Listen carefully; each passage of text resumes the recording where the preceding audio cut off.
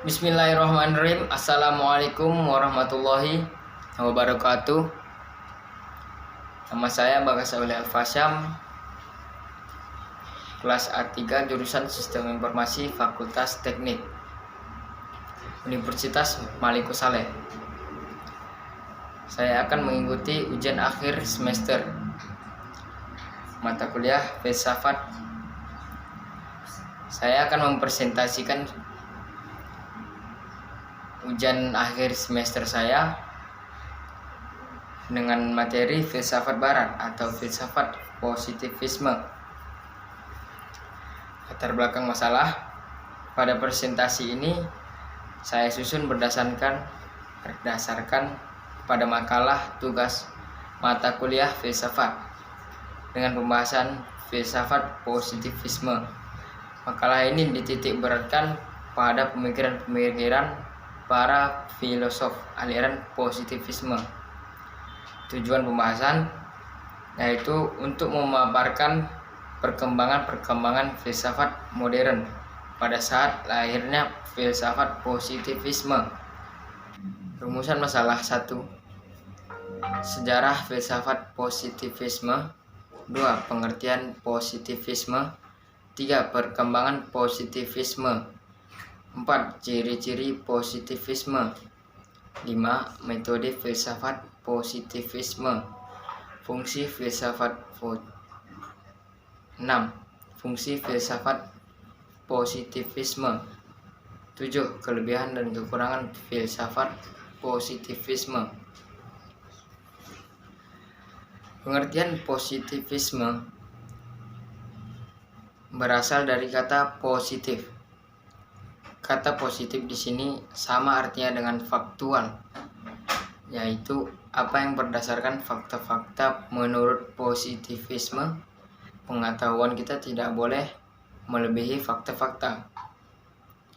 Dengan demikian, maka ilmu pengetahuan empiris menjadi contoh istimewa dalam bidang pengetahuan.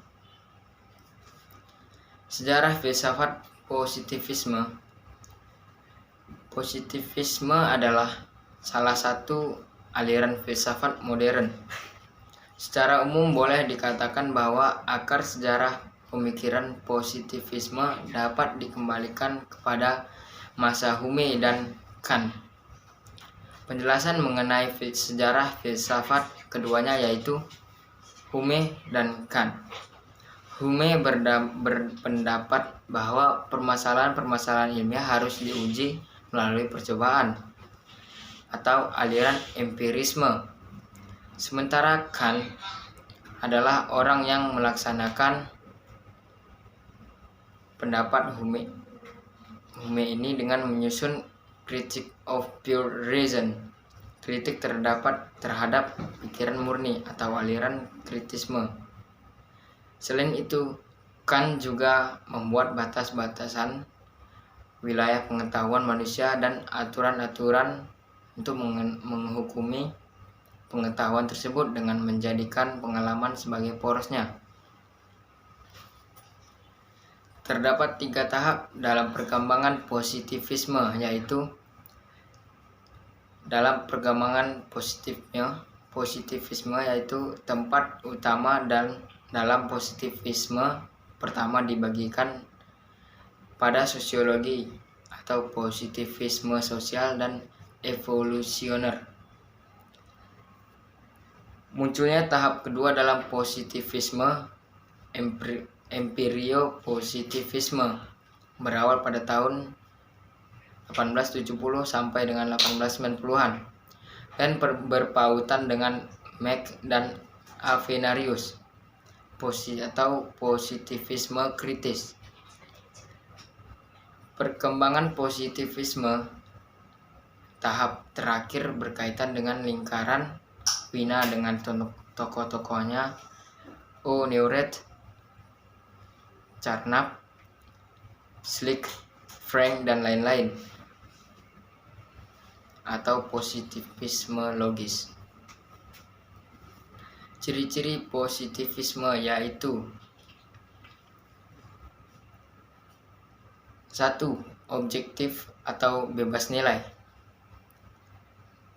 Dikotomi yang tegas antara fakta dan nilai mengharuskan subjek peneliti mengambil jarak dari realitas dengan bersikap bebas nilai hanya melalui fakta-fakta yang teramati dan terukur. Maka pengetahuan kita tersusun dan menjadi cermin dari realitas atau korespondensi. 2. Fenomenalis, tesis bahwa realitas terdiri dari impresi-impresi. Ilmu pengetahuan hanya berbicara tentang realitas berupa impresi-impresi tersebut. Substansi metafisis yang diandaikan berada di belakang gejala-gejala penampakan ditolak atau anti-metafisikis.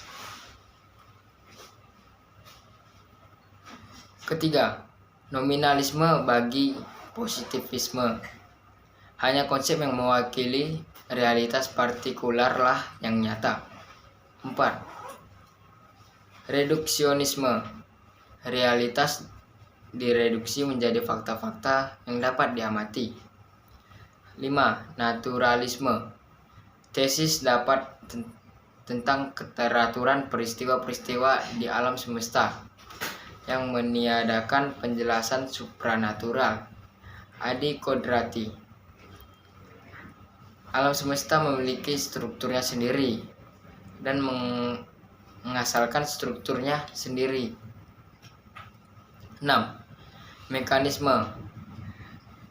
Tesis bahwa semua gejala dapat dijelaskan dengan prinsip-prinsip yang dapat digunakan dan menjelaskan mesin-mesin atau sistem-sistem mekanis. Alam semesta diibaratkan sebagai giant clockwork. Positivisme sebagaimana dikembangkan oleh Auguste Comte biasa digolongkan dalam kategori positivisme sosial.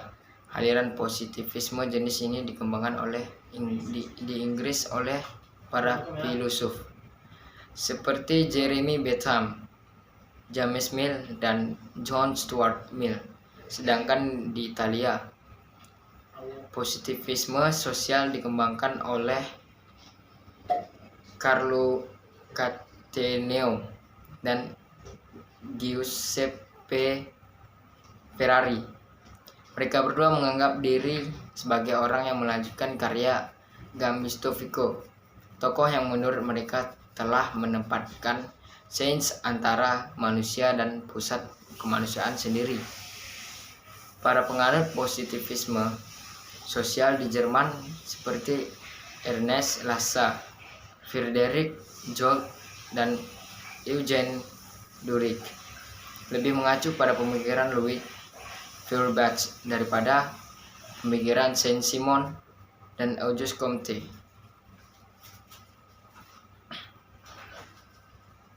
Fungsi filsafat positivisme. Pengembangan yang diberi konotasi sebagai kemajuan yang memberikan makna bahwa positivisme telah mempertebal optimisme. Kemajuan dalam bidang fisik telah menimbulkan berbagai implikasi dalam segi kehidupan. Dengan adanya penekanan dari filsafat positivisme terhadap segi rasional ilmiah, maka berfungsi pula kemampuannya dan menerangkan kenyataan sedemikian rupa sehingga keyakinannya dan akan kebenaran semakin terbuka. Metode filsafat positivisme. Menurut Coento Wibisono 1983-39, filsafat positivisme menggunakan metode pengamatan, percobaan, dan perbandingan, kecuali dalam menghadapi gejala dalam fisika sosial. Digunakan metode sejarah. Rumusan masalah yang terakhir. Kelebihan dan kekurangan filsafat positivisme. Popper berpendapat bahwa fakta keras yang berdiri sendiri dan terpisah dari teori sebenarnya tidak ada. karena fakta keras selalu terkait dengan teori, yakni berkaitan pula dengan asumsi atau pendugaan tertentu. Dengan demikian, pernyataan pengamatan yang dipakai sebagai landasan untuk membangun teori dalam positivisme logis tidak pernah bisa dikatakan benar secara mutlak. Kelemahan positivisme. Analisis biologik yang ditransformasikan ke dalam analisis sosial dinilai sebagai akar terpuruknya nilai-nilai spiritual dan bahkan nilai-nilai kemanusiaan.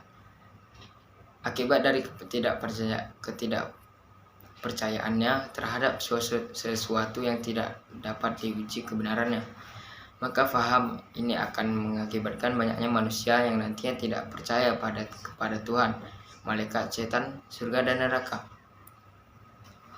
Manusia akan kehilangan makna, seni, dan keindahan, sehingga manusia tidak dapat merasakan bahagia dan kesenangannya itu tidak ada. Karena dalam positivistik, semua hal itu dinafikan, hanya berhenti pada sesuatu yang nampak dan empiris, sehingga tidak dapat menemukan pengetahuan yang valid. Positivisme kenyataannya menitik beratkan pada sesuatu yang nampak yang dapat dijadikan objek kajian, di mana hal tersebut adalah bergantung pada panca indera. Hukum 3 tahap yang diperkenalkan Comte mengesankan dia sebagai teorisi yang optimis, tetapi juga terkesan lancar, seakan setiap tahapan sejarah evolusi merupakan batu pijakan untuk mencapai tahapan berikutnya, untuk kemudian bermuara pada puncak yang digambarkan sebagai masyarakat positivistik.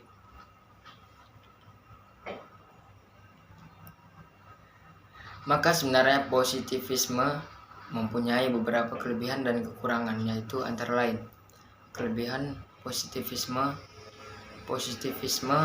lahir dari paham empirisme dan rasional. Adanya hasil dari rangkaian tahapan, maka akan menghasilkan suatu pengetahuan yang mana manusia akan mampu menjelaskan realitas kehidupan, tidak secara spekulatif, arbitrary, melainkan konkret, pasti, dan bisa menjadi mutlak, teratur, dan valid. Positivisme telah mampu mendorong lajunya kemajuan di sektor fisik dan teknologi.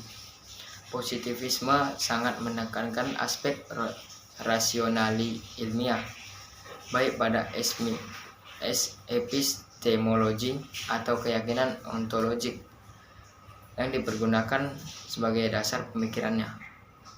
Kesimpulan, positivisme adalah suatu aliran filsafat yang menyatakan ilmu alam sebagai satu-satunya sumber pengetahuan yang benar dan menolak aktivis yang berkenan dengan metafisika. Positivisme merupakan empiris yang dalam segi-segi tertentu sampai kepada kesimpulan logis ekstrim, karena pengetahuan apa saja merupakan pengetahuan empiris dalam satu atau lain bentuk, maka tidak ada spekulasi dalam menjadi pengetahuan. Pada dasarnya positivisme adalah sebuah filsafat dan yang meyakini bahwa satu-satunya pengetahuan yang benar adalah yang didasarkan pada pengalaman aktualifikal. Pengetahuan demikian hanya bisa dihasilkan dengan melalui penetapan teori-teori melalui metode saintifik yang ketat, yang karenanya spekulasi metafisis dihindari. Positivisme dalam pengertian di atas dan sebagai pendekatan telah dikenal sejak Yunani kuno. Terminologi positifisme dicetuskan pada pertengahan abad ke-16 oleh salah satu pendiri ilmu sosiologi, yaitu Auguste Comte. Demikian ujian akhir semester saya. Terima kasih. Assalamualaikum warahmatullahi wabarakatuh.